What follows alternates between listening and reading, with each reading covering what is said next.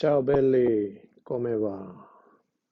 I hope you are doing well with your studies and you're not very scared of the Italian grammar. Or maybe you feel like the Italian grammar is becoming more complicated in the later lessons. So, do you feel scared by the Italian grammar? I hope you don't, because today, good news, we're going to deal with the easier and yet very important Italian tense, l'imperfetto. Yeah? I hope Italian grammar is not scaring you like this, because today, as I said, our lesson is going to deal with very important but quite easy tense, not nearly as difficult as il passato prossimo, and we're going to take care of it today. All right, let's take a look. So we're going to deal with the tense that is called l'imperfetto.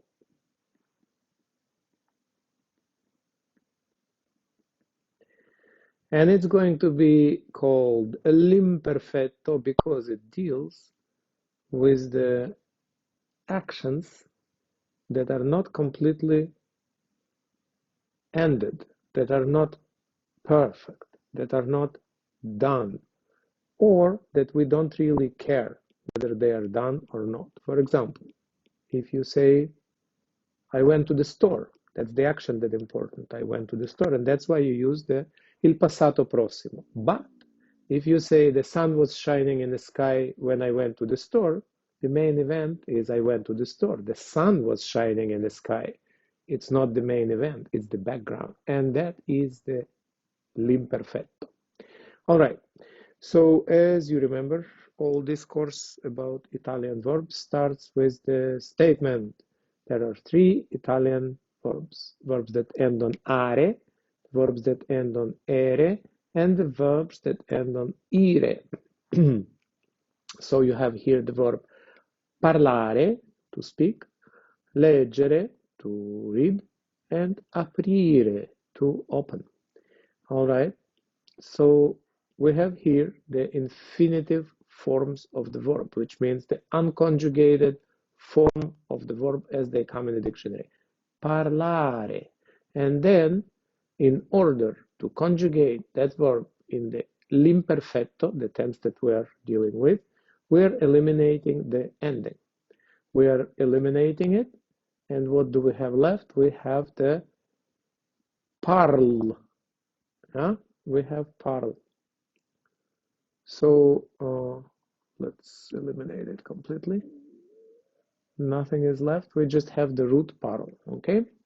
So, and then to the root parl, you're going to add the following endings.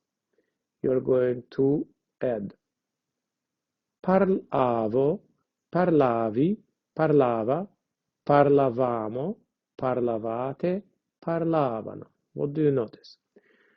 It is noticeable that there is a presence of the vu letter in here, and then the endings that you need to memorize. These endings, if you do not memorize, we cannot move ahead. So you will need to memorize them by heart. So the translation would be io parlavo, and it would be I used to speak or I was speaking. Parlavi, you used to speak or you were speaking. Parlava, you, sir, or you, madam, used to speak. Or he or she used to speak or was speaking. Parlavamo, we used to speak or we were speaking. Parlavate, you, plural, used to speak or you were speaking. And parlavano is they used to speak or they were speaking. It is different than saying I spoke, you spoke, she spoke, and so forth. That would be passato prossimo. Yeah? Remember, he spoke would be lui ha parlato. That tense is not doing that. That tense is dealing with the actions that are not completed or their completion is not important for the discourse. So this tense is dealing with was speaking or used to speak. We have here the second group of the verbs, and it is ere. So we have here the verb leggere, to read. You eliminate the ere ending, and what do you have left? You have endings that you need to memorize. So it would be leggevo. And why do you say leggevo? You say leggevo because after the G, E gives you the sound of G. So it's leggevo, leggevi, leggeva, leggevamo, leggevate, leggevano. And it would be the same idea as with are. The only difference that you see here, because here you have are, in all of the conjugations you get the a, the same letter. Here, in the case of ere, you have e, and guess what? You're going to have this letter repeated everywhere in the conjugation. So that makes it easier and more predictable than other conjugations. So the translations will be the same. I used to read, you used to read, she used to read, he used to read, you sir, you madam used to read, we used to read, you plural used to read, and they used to read. And then finally we have aprire, to open, and it ends on ire, and it's the third group of the verbs. In Italian, we eliminate the ending. We have apr, as it is the root of the verb. And then you add to that root the endings. Aprivo, aprivi, apriva, aprivamo, aprivate, aprivano. And then it would be I used to open, you used to open, she, he used to open, we used to open, you, plural, used to open, they used to open. If you notice, it will be E in here, and that same vowel will be repeated everywhere in the conjugation. So it will be Ivo, Ivi, Eva, and so forth. So what is different? And remember, we're dealing here with the regular verbs. Irregular verbs, they have their own rules. Right now, we're dealing only and strictly with the regular verbs. But they are the great majority of the verbs in Italian, so learning it is crucially important. So, note the stress. It will be parlavo, the stress falls in here. Parlavi, stress falls in here. Parlava, the stress falls in here. But parlavamo and parlavate, the stress moves. And then it goes back to parlavano. So note that for the for the noi and voi forms, you need to memorize the different stress, and it will be the same here, the same for ere verbs. Leggevo, leggevi, leggeva, leggevamo, change of stress. Leggevate, change of stress. Leggevano. So watch out for the noi and voi forms as their stress moves. Same thing will be with aprire. Aprivo, aprivi, apriva, aprivamo, aprivate, aprivano. So you need to watch it for the pronunciation. Otherwise, it is really that easy. Okay? The most important thing to remember, it will be on what it ends. Are, ere, or ire. Okay? I hope it's clear. So, this tense, l'imperfetto, as I was telling you, is used for three things. It's used for the actions in the past that were repeated, and it's not important or not exactly how many times and how long it lasted. When we were little, we used to eat sweets many times. Repeated action in the past. We used to eat sweets. In English, you say used to, and that used to would be transmitted by l'imperfetto. Another usage of the imperfecto would be when we were eating sweets, our friend came over. While we were in the process of eating sweets, our friend came over. For that, you also can use l'imperfetto. That's another usage of the imperfecto. Imperfetto. So while one action was going on, the other action happened. So came over would be in the passato prossimo that you already know. That is the time or the thing that is, you emphasize the moment. The friend showed up exactly at 8:15, for example, while we were eating sweets for a long time between 8:03 and 8:47.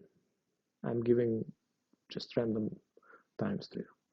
So if there are two actions, one interrupted and one interrupting, the interrupted action will be l'imperfetto. And then finally, for all the descriptions in the past, you're going to use also l'imperfetto. That is another usage of that tense. Our friend was tall. The friend cannot become tall momentarily. Huh?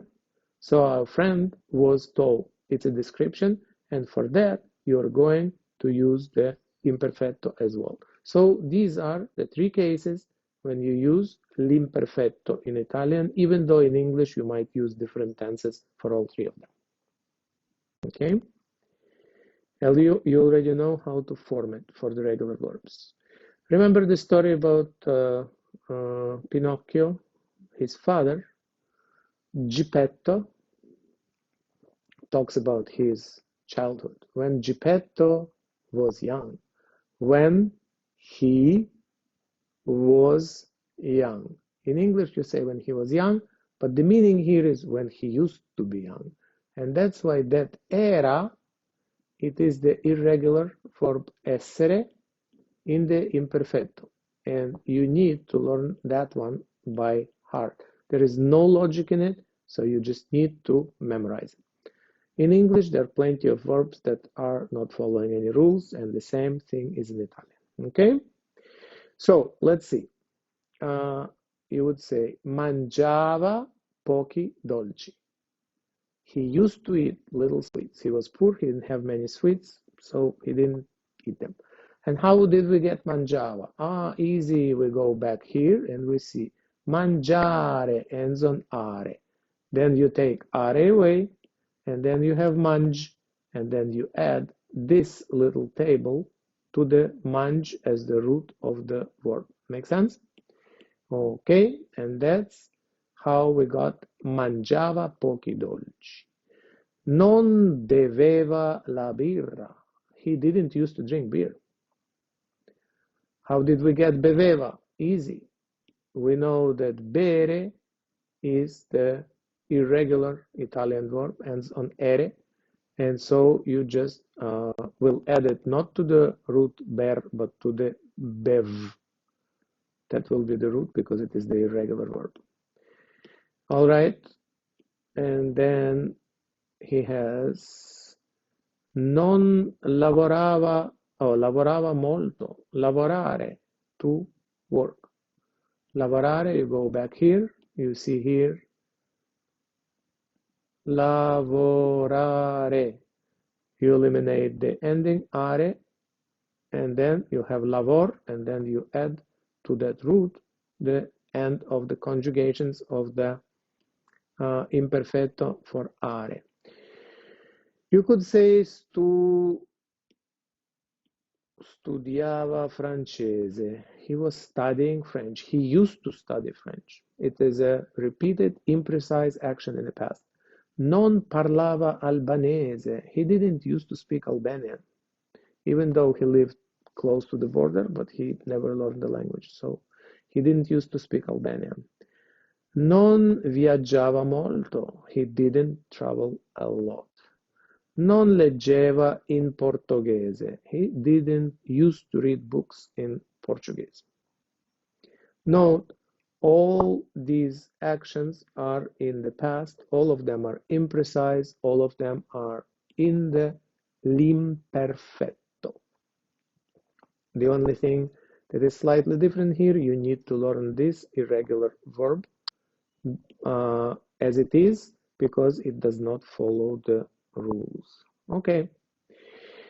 When I used to be young, and then you could do it for yourself. And here you see ero, which is the irregular verb, essere again, conjugated for the first person, quando io ero giovane, when I was young.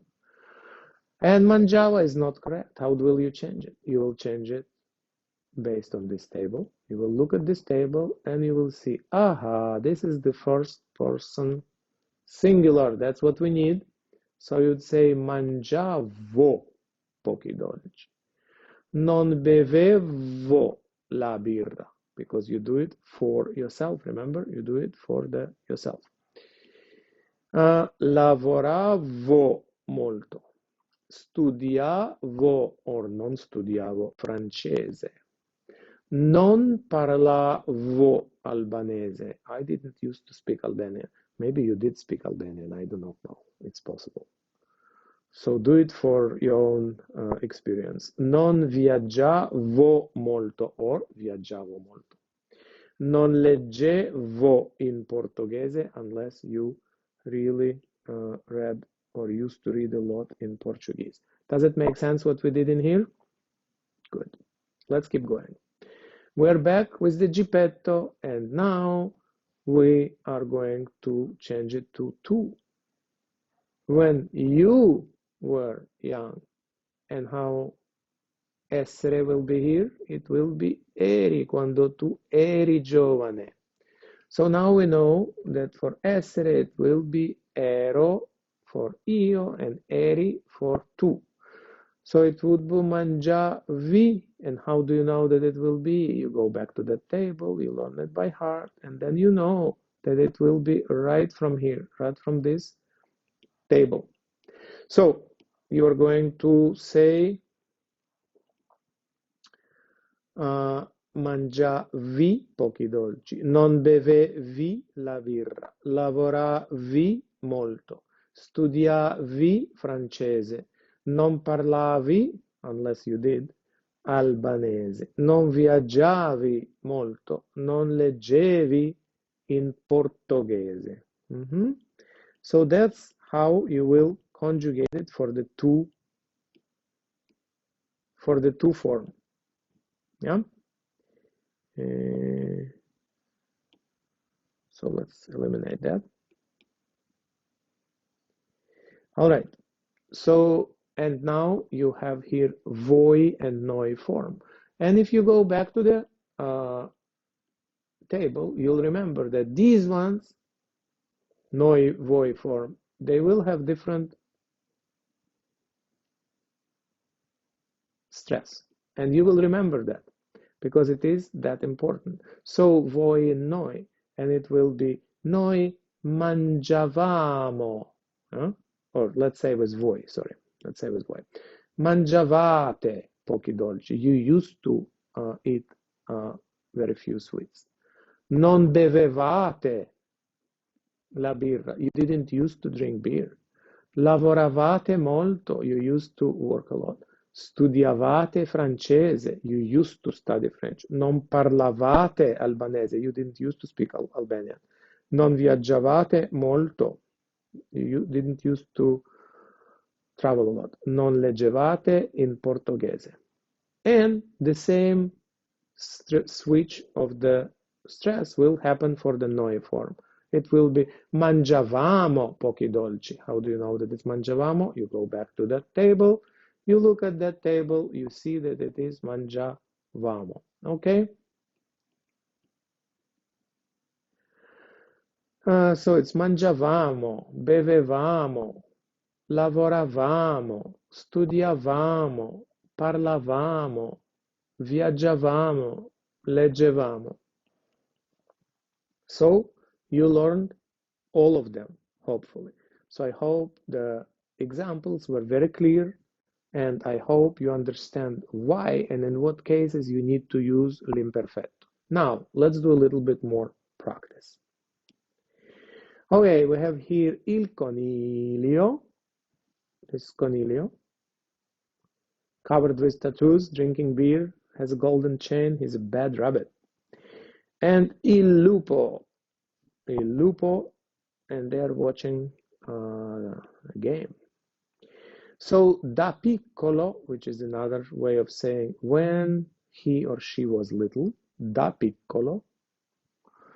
And this is masculine. If it were feminine, it would be da piccola. You remember that, right? So let's pretend that they're two male animals, Conilio and Il Lupo. So can you conjugate these ones according to the third person singular? Huh? If you do not know how to do it, go back to the table.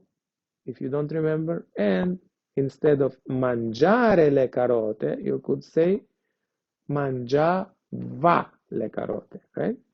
And then you need to decide whether these actions were done repeatedly in the past by the rabbit, by the wolf, or possibly by both. Okay? So I'll give you the translation and you will the conjugation on your own. Mangiare le carote means to eat carrots. Guardare la TV means to watch the TV. Correre molto means to run a lot. Fare la doccia means to take a shower. Leggere means to read. Fare una passeggiata means to take a walk. Bere la birra, that's what they're doing right now. It's to drink beer. Fare la spesa, it is to do shopping for food. Studiare tedesco would be to study German. So decide which one of them did it and then write the sentences using the conjugations that you saw and learned from the table.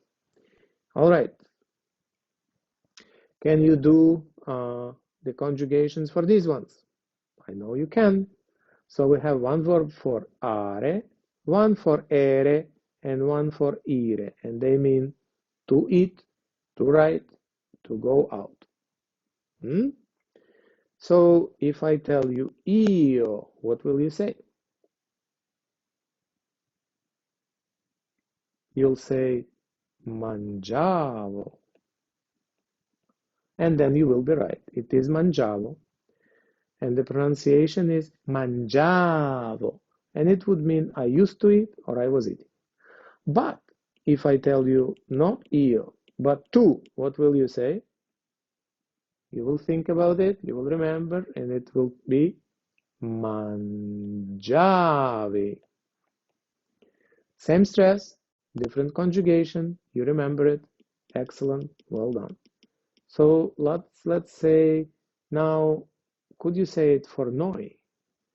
Noi, we, and you remember that it will be the stress on a different syllable. So it will be noi mangiavamo, mangiavamo. And then it will mean that we used to eat or we were eating, both. Okay, let's do it for scrivere. How about tu? Can you do it? Yes, you can. Scrivevi. And see, it's going to repeat the same letter in here, right? Scrivevi. How about loro? Loro, they. Can you do it? Loro scrivevano.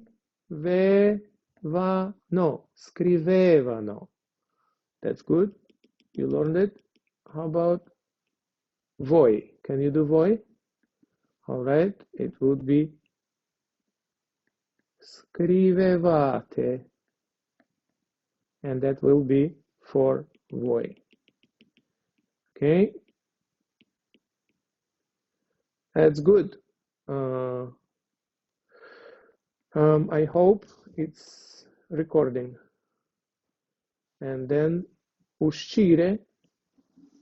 Can you do it for io? Yes, you can. It will be uscivo. Uscivo, And if you do it for two, second person singular, it will be tu uscivi. Ben fatto. Can you do it for noi? I know you can. All right, for noi it will be uscivamo. Uscivamo, and the stress will change for noi and voi. It will be uscivamo. The stress will fall on that penultimate syllable, uscivamo. All right. Can you do the next one on your own? These ones, they're irregular.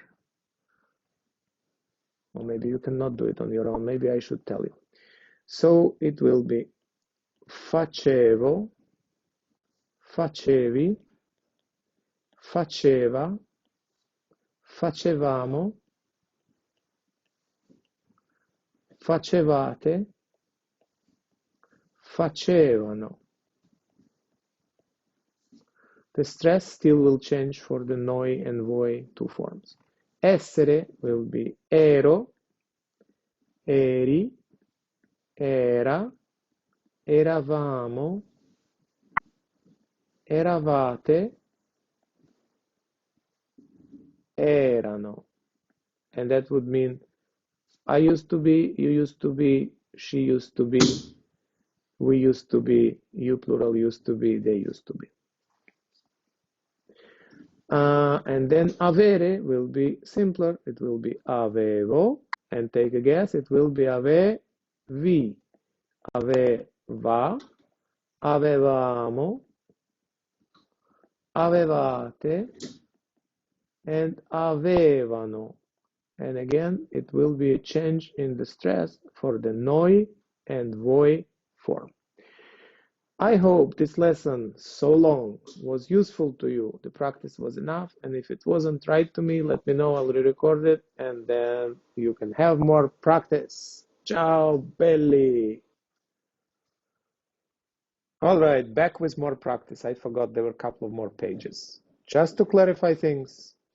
Okay, we have here two rabbits. We have Antonio and Lucio. So one is the intellectual rabbit that reads Umberto Eco, and the other one is the anti-intellectual rabbit who watches soccer, drinks beer, and does nothing intellectual. He also has a golden chain.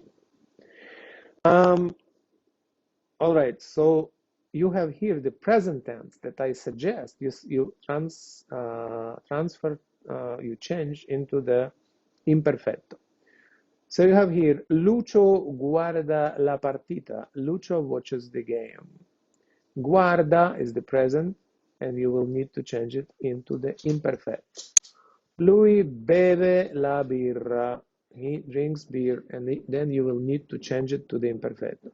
Lui mangia della pizza, and then you will need to change it to the imperfetto. Lucio non parla francese. Lucio non fa la doccia. Lucio non legge i libri di Umberto Eco. That means Lucio doesn't speak French. Lucio doesn't take a shower, and Lucio doesn't read books by Umberto Eco. And then you have Lucio e Antonio non bevono la spremuta d'arancia. Lucio e Antonio don't drink the freshly squeezed orange juice. All right, let's change these into the imperfetto. You will have here guarda, your train of thought. Guardare ends on are. You take are away, so you said Lucio guardava la partita. He used to watch a game, or he was watching a game. Lui beve la birra, irregular verb. Lui beve la birra would be lui beveva la birra. He used to drink beer, or he was drinking beer. Lui mangia della pizza.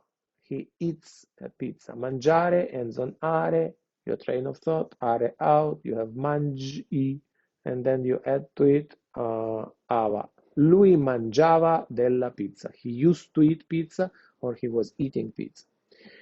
Lucio non parla francese. You change it to parlava, because you already memorized it. Lucio didn't used to speak French, but now he's going to learn French and he's going to watch French games and yell in French. What do you think? Maybe he's going to drink bad French beer as well. Sorry, I didn't mean to offend. Lucio non fa la doccia. Lucio non fa, and then you go to the irregular and you see lui non faceva la doccia. Irregular verb, lui non faceva la doccia. Lucio non legge i libri di Umberto Eco. Lucio non leggeva i libri di Umberto Eco. Now he does, maybe, because Antonio will give him the book and he will start reading the books by Umberto Eco as well. Good writer. Lucio e Antonio non bevono, they, la spremuta d'arancia. So you change it. Lucio e Antonio non bevevano la spremuta d'arancia. Now they are going to have healthier lifestyle. We'll stop drinking so much beer and we'll drink the orange juice instead. I hope it was clear and enough. And now it's really becoming too long. So if you need more questions, if you have more questions and more explanations, let me know.